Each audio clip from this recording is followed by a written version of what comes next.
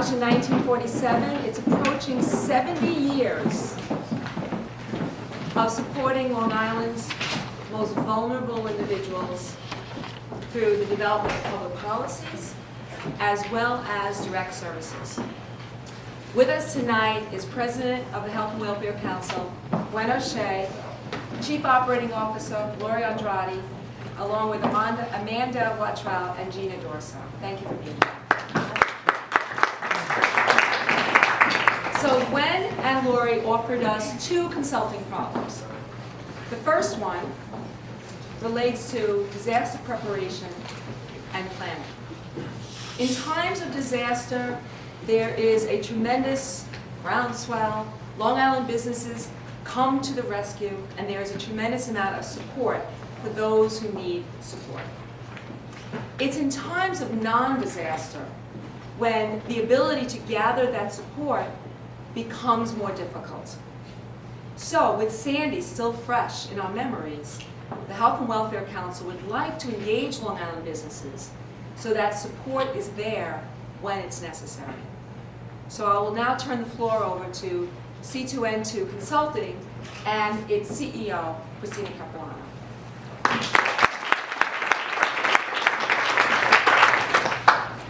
Hi, I'm Christina Capilano, CEO. Christy Conroy, COO and CMO. Nicole Sacco, CFO. Nick Giratano, CTO. And we are C2N2 Consulting. Our client, the Health and Welfare Council of Long Island, is an organization that looks to increase the quality of life of the people across Long Island. Our proposal focuses on disaster recovery and disaster preparedness. Many of us have felt the brutal effects of disaster. From 9/11 to Hurricane Sandy, the people of Long Island really know what it means to be resilient. Now I have a question. Aside from the employees of the Health and Welfare Council, how many of you have heard of this organization before tonight or before this capstone? Before this capstone. Now, by show of hands, how many of you or someone you know was affected by Hurricane Sandy or Hurricane Irene? You may want to thank the Health and Welfare Council later on this evening for any support you may have received during these times of crisis. The Health and Welfare Council is the silent coordinator of recovery efforts across Long Island. Of the top 25 towns affected by Hurricane Sandy, 56% were on Long Island. There were over 100,000 FEMA claims on Long Island alone. Without the Health and Welfare Council, who knows where we would be today? Now here's the problem. It's hard to garner support for disaster preparedness in times of non-disaster. So the client asked that we put together a plan that will increase the number of business memberships within the organization regarding disaster preparedness. So this plan will not only increase the number of small business memberships within the organization, but will also increase support for disaster preparedness efforts. Our proposal contains three aspects: a community outreach plan, which Christina and I will discuss, in addition to the website, including a page reach structure, which Nick will talk about, and finally, a new pricing strategy, which Nicole will discuss at the end. The Community Outreach Plan focuses around creating partnerships with the Chambers of Commerce across Long Island. We believe making these connections can open the door to an untapped market. This map shows the number of small business participants in the Chambers of Long Island. In the 57 chambers, over 2,600 are in Nassau County and nearly 2,900 in Suffolk. If you look at the numbers, you can clearly see the potential. Keep in mind, this map only reflects the participants within these chambers. By fostering relationships, you can create partnerships with members that are not on this map. We've also provided to our client a list of all the 57 chambers on Long Island, along with their contact information and the number of small business participants within these chambers. Christina will now walk you through the steps to begin this community outreach plan. So the first step is making connections, and the simplest way to do this is through email. An email has been provided for the client to use in reaching out to the Chambers of Commerce. The email will introduce the organization as well as request an open forum to present to the small businesses regarding disaster preparedness. Once a meeting is scheduled, somebody from the Health and Welfare Council will present at these forums. A presentation that you can see scrolling behind me has been provided for the organization to use for this purpose. Within the slides is who the organization is, what the Health and Welfare Council does, membership information, and the importance of disaster preparedness. These slides will actively engage the small businesses in wanting to know more about the organization. At these meetings, an informational card will be provided for small businesses to take with them. This card will have information on how to be prepared.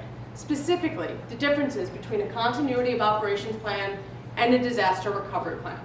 This information is vital in being proactive rather than reactive in times of disaster. On the other side of this card will be contact information for the Health and Welfare Council, including a link to their new disaster preparedness page, as well as a link to their membership information page.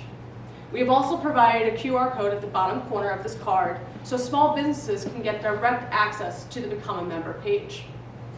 So let's say small businesses want to join right then and there at these meetings. A member of the Health and Welfare Council will be available to sign members up on the spot. So obviously this goes impeccably and all businesses sign up. We all know it is harder to gain new members than it is to retain current ones. However, it is important to foster a relationship that ensures retention. The content of the email that will be provided to the Health and Welfare Council includes the efforts of the organization throughout the time of membership. It also includes a link for the businesses to renew their membership. Nick will now walk you through the website addition and restructure. Currently, the website only speaks about disaster recovery, not about disaster preparedness. We want potential members to be informed and educated about what disaster preparedness is, how they can be involved, and the role of the Health and Welfare Council. In order to do this, we felt it was necessary to add disaster preparedness as a focus area.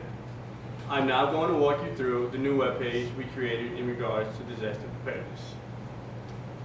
Through email contact with an expert at the Health and Welfare Council, we were given information that was not previously on the website. Creating this new webpage, we included the history of disaster recovery and disaster preparedness because it is important to know how it relates to the Health and Welfare Council. Website visitors also need to know the importance of Long Island voluntary organizations active in disaster and how they assist in the immediate recovery of disasters. For example, when Sandy hit, the organization was able to provide a quick and coordinated response, providing food, shelter, clothing, and medical care. The long-term recovery group is exactly that.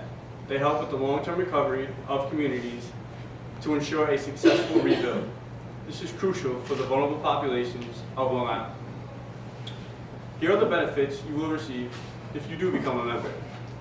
Although these benefits have no monetary value, they promote a business's social responsibility during times of disaster.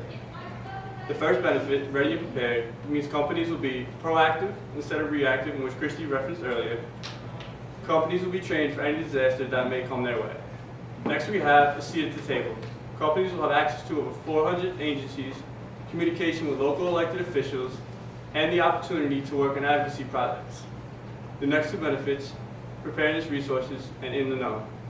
In the know means companies will be given updated and new information right away. And finally, the last two benefits, networking growth and organizational improvement. Organizational improvement means companies will take surveys to see their mistakes and inconsistencies and have the opportunity to improve upon them. Building this disaster preparedness page, we wanted people to get a thorough idea of what disaster preparedness is and how they can help. Currently, the website has 3 types of memberships. We have a corporation membership, an individual membership, and a non-for-profit organization membership.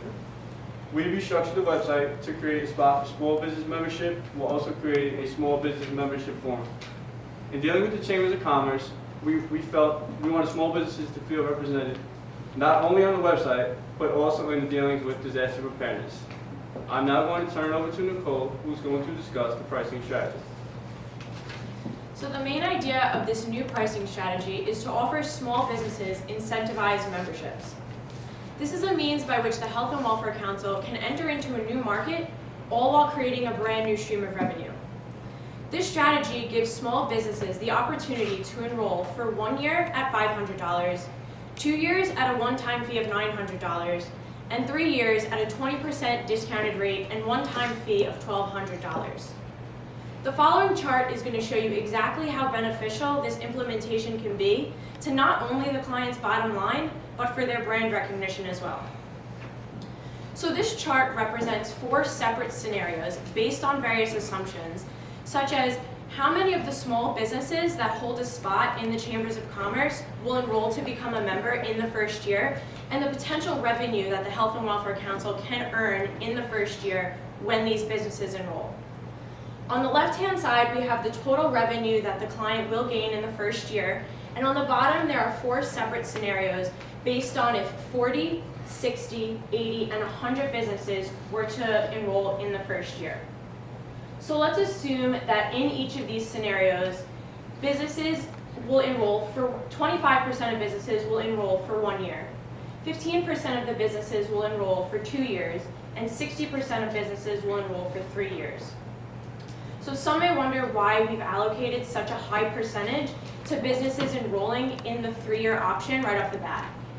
According to a theory presented by economist Dan Ariely, consumers are most likely to choose the best deal presented, regardless of price, which in this case is the 3-year option.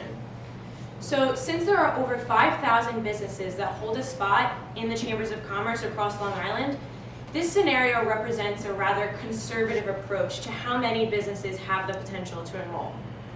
So if 100 businesses were to enroll in the first year, the Health and Welfare Council is looking at almost $100,000 of additional revenue to be utilized for fundraising, program support, and ample other opportunities. The Health and Welfare Council has also been given a $5,000 budget to be used for disaster recovery and disaster preparedness. The 3 areas that this budget allocates to are compensation for the community outreach employee, purchase of printed materials, and compensation for the employee in charge of website modification. We budgeted $4,000 to the employee in charge of community outreach, meaning that him or her will need to dedicate around 320 hours to this venture in the first year. Since the first year is focused solely on introduction and implementation of this plan, the Health and Welfare Council will need to spend $250 on printed materials such as the informational cards that Christy showed us earlier. In the first year as well, the employee in charge of website restructure will need to dedicate 50 hours towards revamping the disaster preparedness page that we have created. In following years, less expenses and less hours will need to be utilized. So the total cost over a 3-year period for this plan is around $10,750, showing exactly how cost efficient this plan is. So as Nicole mentioned, if 100 businesses join the organization in the first year, they will net $93,000. She also mentioned this is a very conservative approach. I, on the other hand, am very optimistic. So let's say 1,000 businesses want to join the Health and Welfare Council in the first year. That leads to a revenue of almost $1 million. This is still less than 20% of all the businesses currently represented in the chambers. So you can imagine the possibilities. Keep in mind, this plan can be used year after year to attract new members. This increased revenue will allow the Health and Welfare Council to increase its impact across Long Island. Like I said at the beginning, it is hard to garner support for disaster preparedness in times of non-disaster. Oftentimes, we only hear of these amazing organizations during times of disaster, if we hear about them at all. Preparedness creates hope for the future. Future generations will know what it means to be prepared. The Health and Welfare Council already fosters these initiatives. Supporting the organization will help to create a great, big, beautiful tomorrow. The Health and Welfare Council will unite Long Island in disaster preparedness efforts, and this will be the cover of Bloomberg Business Week when it happens. C2N2 Consulting would like to thank the Health and Welfare Council for this opportunity, as well as members with us here in the audience this evening. Thank you.